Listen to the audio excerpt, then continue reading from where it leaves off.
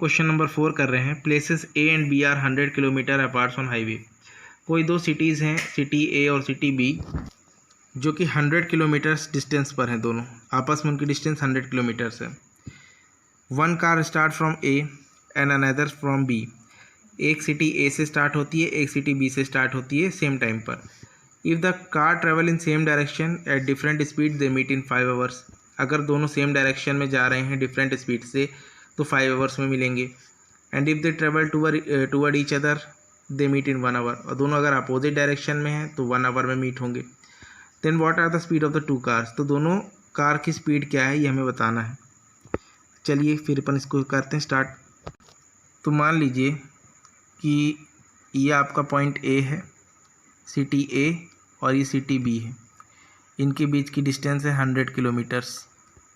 और अगर ये सेम डायरेक्शन में चल रही हैं कार, सिटी ए से जो कार स्टार्ट हुई नॉर्थ डायरेक्शन में जा रही है, और बी से जो स्टार्ट हुई ये भी ईस्ट डायरेक्शन में जा रही हैं दोनों। तो ये सेम डायरेक्शन में अगर जा रही हैं तो ये मिलती हैं 5 आवर्स पे।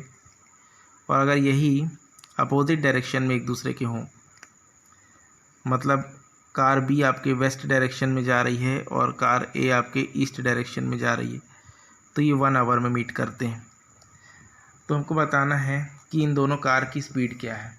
तो इसमें आप लेट करिए कि let the speed of car 1 जो अपन ए से स्टार्ट हो रही है be x kilometres per hour. इसकी स्पीड क्या हो गई x किलोमीटर।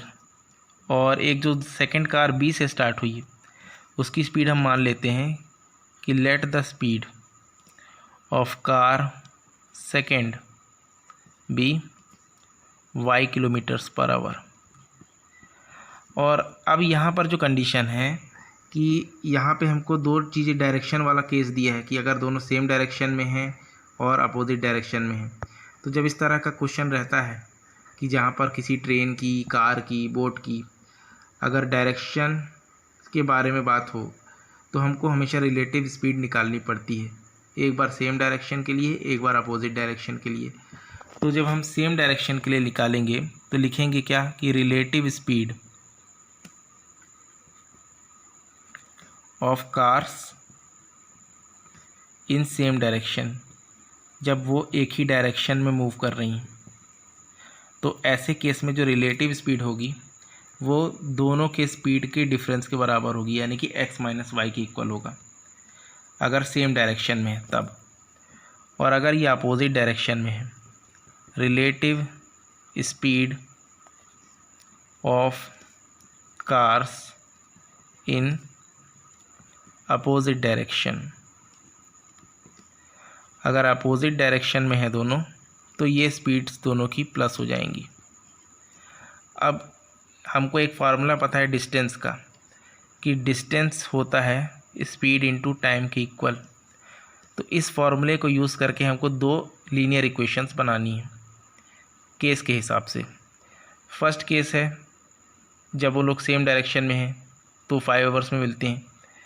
तो केस फर्स्ट में जो इक्वेशन बनेगी ये बनेगी, डिस्टेंस तो 100 ही है, स्पीड है रिलेटिव स्पीड, सेम डायरेक्शन की relative speed x minus y है। ये स्पीड हमारी यहाँ पर रिलेटिव स्पीड को लेना है। और टाइम लग रहा है कितना, 5 आवर्स का, सेम डायरेक्शन में है इसलिए। तो इस 5 को हम यहाँ ला के डिवाइड अगर कर दें तो पहली इक्वेशन बन जाएगी, ये 5 1 ज़ा कटेगा, ये 20 ज़ा। तो पहली इक्वेशन बन गई x माइनस वाई बराबर 20। इसको आप फर्स्ट इक्वेशन लिख लीजिए। केस 2 है जब अपोजिट डायरेक्शन में होंगी दोनों।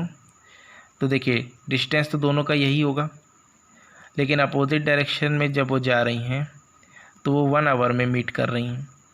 तो यहाँ से सेकंड इक्वेशन बन गई x माइनस वाई बराबर 100। तो इन दोनों इक्वेशंस को अब सॉल्व करना है। तो x minus y is equal to 20 और x plus y is equal to 100 को हम सॉल्व करें तो एलिमिनेशन से y तो कैंसिल हो जाएगा और x प्लस एक्स हो गया 2x इज़ इक्वल टू 120। तो x की वैल्यू आ गई 120 डिवाइडेड बाई 2 यानी कि 60। और ये हमारी फर्स्ट कार की स्पीड आ गई। स्पीड ऑफ कार 1 जो हमने x माना था is equal to 60 kilometres per hour. और सेकंड कार की निकालनी है तो इस वैल्यू को हमको एक इक्वेशन में पुट करना है। फर्स्ट में पुट कर देते हैं कि यहाँ पे लिख देते हैं कि putting the value of x in equation first equation थी x minus y is equal to 20। तो x अभी आया है 60 minus y is equal to 20 को ट्रांसपोज कर देंगे तो 60 minus 20 is equal to y, तो 40 आ गया y। तो therefore speed of car second क्या हो जाएगी is equal to 40 kilometres per hour. यही हमको पता करना था। तो सेकेंड कार की स्पीड 40 है, फर्स्ट कार की स्पीड हमारी है 60 किलोमीटर से। यही हमारा आंसर है। एक बार आंसर को चेक कर लेते हैं। तो एक्सरसाइज 3.5 में क्वेश्चन नंबर 4 का जो आंसर है ये है हमारा फोर्थ का। फर्स्ट कार 60 किलोमीटर, सेकेंड है 40। अब ये u और v वेरिएबल्स अपने हिसाब से ले सकते हैं। बुक में u और v लिया था स्पीड्स को, अपन ने x और y लिया था। बाकी हमारा आंसर करेक्ट है। फर्स्ट कार की स्पीड 60, सेकेंड की 40 किलोमीटर पर आवर आ रही है। चलिए अब नेक्स्ट क्वेश्चन। स्टूडेंट्स अब हम करेंगे क्वेश्चन नंबर 5। इसमें लिखा है area of rectangle gate reduced by 9 square units if its length is reduced by 5 unit and breadth is increased by 3 unit. If we increase the length by 3 units and breadth by 2 units, the area increases by 67 square unit. Find the dimension of the rectangle. Question में ये बोल रहा है कि किसी rectangle की length को अगर 5 यूनिट से कम कर दिया जाए और ब्रेथ को 3 यूनिट से बढ़ा दिया जाए तो एरिया 9 स्क्वायर यूनिट से कम हो जाता है। और सेकंड कंडीशन दी है कि लेंथ को 3 यूनिट बढ़ा दें और ब्रेथ को 2 यूनिट बढ़ा दें तो एरिया कितना हो जाएगा 67 स्क्वायर यूनिट बढ़ जाएगा। तो ऐसे में हमको लेंथ और ब्रेथ क्या है ये बताना है, डायमेंशंस। तो चलिए इसे स्टार्ट करते हैं। Let the length of rectangle be x। Rectangle की लेंथ हमने मान ली x units and let the breadth of rectangle be y units. तो सपोज़ ये हमारा एक रेक्टेंगल है और इसकी लेंथ हमने मानी x, विड्थ मान ली कि y है। तो इसकी एरिया क्या हो जाएगी, एरिया हो जाएगा एक्स वाई। ये लिख भी सकते हैं हम यहाँ पे कि देयरफॉर एरिया जो होगा, एरिया ऑफ रेक्टेंगल ये हो जाएगा हमारा एक्स वाई। अब यहाँ पे दो कंडीशंस हैं, कह सकते हैं दो केसेस हैं। तो पहला केस हम लिखते हैं केस फर्स्ट। केस फर्स्ट ये है कि इफ़ लेंथ इज़ रिड्यूस्ड मतलब कम करना। If length is reduced by 5 units and breadth is increased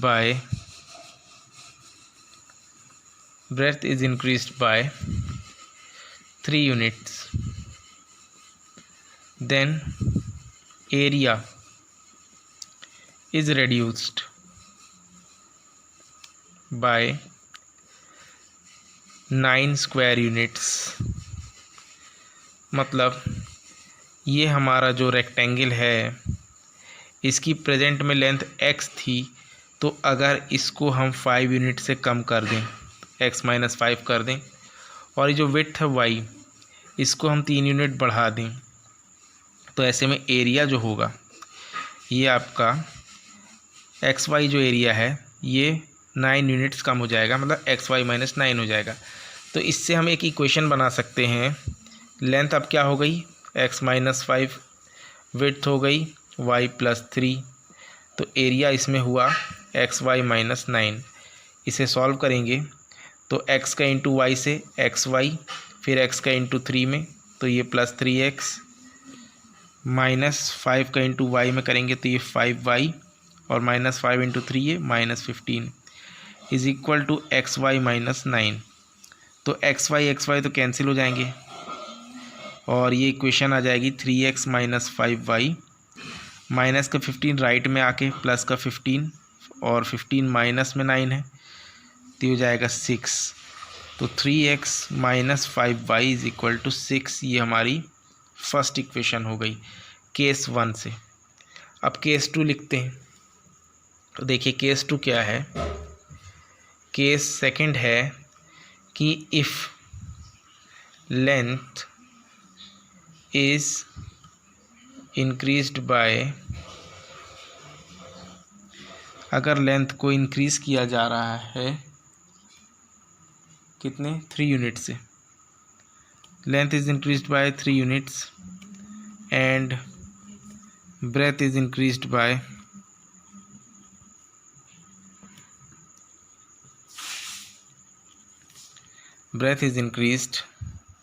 bye 2 units. ये सेकंड केस है, मतलब यही हमारा रेक्टेंगल है, ये x ये y, लेंथ को बढ़ा दे रहे हैं हम 3 यूनिट्स और विड्थ को बढ़ा दे रहे हैं 2 यूनिट्स। तो जो एरिया है, प्रेजेंट एरिया XY, ये बढ़ जाता है 67 यूनिट से। तो इसके भी हम इक्वेशन बनाएंगे। इक्वेशन बन जाएगी हमारी, लेंथ x+3 है और विड्थ है हमारी y+2, तो एरिया हो जाएगा XY + 67, इंटू कर लेंगे x का इंटू वाई से XY, फिर 2 इंटू एक्स हो जाएगा 2x, यानी कि XY + 2x + 3y + 6 is equal to XY + 67। तो XY और XY कैंसिल, तो सेकंड इक्वेशन बन गई 2x + 3y is equal to 67, और ये 6 इधर आकर के माइनस, तो इक्वेशन आ जाएगी 2x + 3y is equal to 61। ये सेकंड इक्वेशन हो गई। तो ये इक्वेशन फर्स्ट है और ये इक्वेशन सेकंड, इसको सॉल्व करके हम x और y फाइंड कर लेंगे, वही हमारी लेंथ और विड्थ होगी। चलिए करते हैं। तो ये हमारी इक्वेशन हो गई। अब हम इसे एलिमिनेशन से सॉल्व करते हैं। तो इसके लिए सबसे पहले तो हमको किसी एक टर्म को सेम करना होगा। तो हम फर्स्ट इक्वेशन में क्या करें, ये फर्स्ट है और ये सेकंड इक्वेशन है। फर्स्ट इक्वेशन में हम 2 से इंटू कर देते हैं, यानी इस वाले x का जो कोफिशिएंट है 2, इसका इंटू ऊपर वाली इक्वेशन में, और इस वाले 3 का जो कोफिशिएंट, x वाले का कोफिशिएंट 3 है, इसका इंटू सेकंड इक्वेशन में। तो इक्वेशन बन जाएगी 6x - 10y is equal to 12, और एक इक्वेशन बन जाएगी 6x + 9y is equal to 61। अब आप इसे कैंसिल करेंगे जब, तो 6x वाली टर्म तो कैंसिल हो गई, ये माइनस आ जाएगा यहाँ पर। तो ये -19y इज इक्वल टू, ये आ जाएगा माइनस कितना, 11 - 2 9 और 5 - 1 4।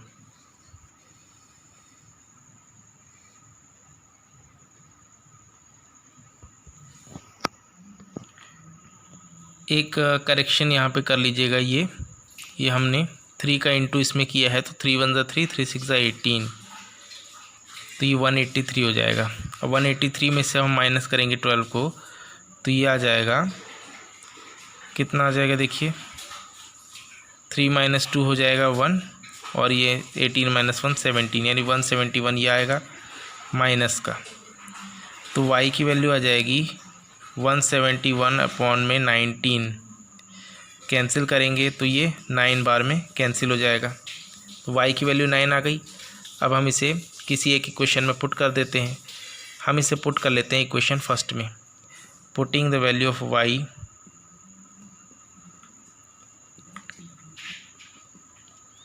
Putting the value of y in equation first equation में पुट करेंगे तो 3x minus 5y is equal to है 6। तो 3x माइनस 5y की वैल्यू 9 आई है इज इक्वल टू 6। तो ये 3x minus 45 is equal to ये 6 हो गया। तो ये इधर आ जाएगा तो 3x is equal to 45 plus में, तो 3x इज इक्वल टू हमारा आ गया 51। तो x की वैल्यू आ जाएगी 51 डिवाइडेड बाई 3 यानी कि 17। तो लेंथ हमारी आ गई 17 और विड्थ आ गई 9। तो लिख सकते हैं लेंथ ऑफ रेक्टेंगल क्या है, लेंथ ऑफ रेक्टेंगल है x is equal to 17 units और विड्थ ऑफ रेक्टेंगल है